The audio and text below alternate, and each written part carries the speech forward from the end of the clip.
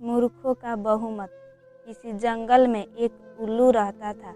उसे दिन में कुछ दिखाई नहीं देता था, इसलिए वह दिन भर एक पेड़ पर अपने घोंसले में छिपकर रहता था।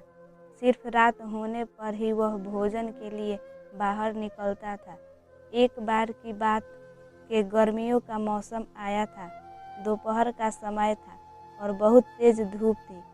तभी कहीं से एक बंदर आया और वह उल्लू के घोंसले वाले पेड़ पर आकर बैठ गया। गर्मी और धूप से परेशान बंदर ने कहा, उफ, बहुत गर्मी है। आकाश में सूर्य भी आग के किसी बड़े गोले की तरह चमक रहा है। बंदर की बात को उल्लू ने भी सुन लिया। उससे रहा नहीं गया और बीच में ही बोल पड़ा, यह तुम झूठ कह रहे हो। सूर्य नहीं, बल्कि अगर चंद्रमा के चमकने की बात कहते तो मैं इसे सच मान लेता। बंदर बोला, भला दिन में चंद्रमा कैसे चमक सकता है?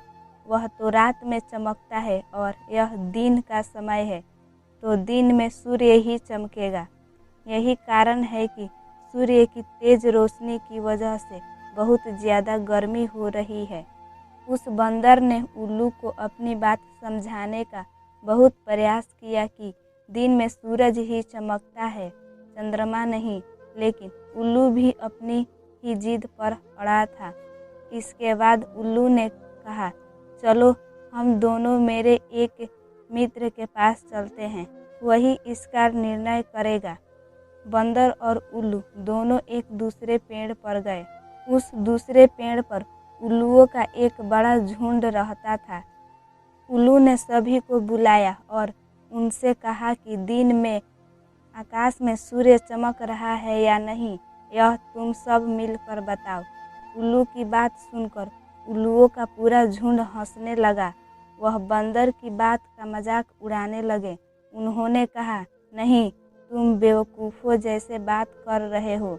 इस समय आकाश में तो चंद्रमा ही चमक रहा है और आकाश में सूर्य के चमकने की झूठी बात बोलकर हमारी बस्ती में झूठ का प्रचार मत करो। उल्लुओं के झुंड की बात सुनने के बाद भी बंदर अपनी ही बात पर अड़ा था, जिसे देखकर सभी उल्लू गुस्सा हो गए और वे सारे के सारे बंदर को मारने के लिए उस पर झपट पड़े। दिन का समय था और उल्लुओं को कम दिखाई दे रहा था। इसी वजह से बंदर वहां से बचकर भाग निकलने में कामयाब हो गया और उसने अपनी जान बचाई।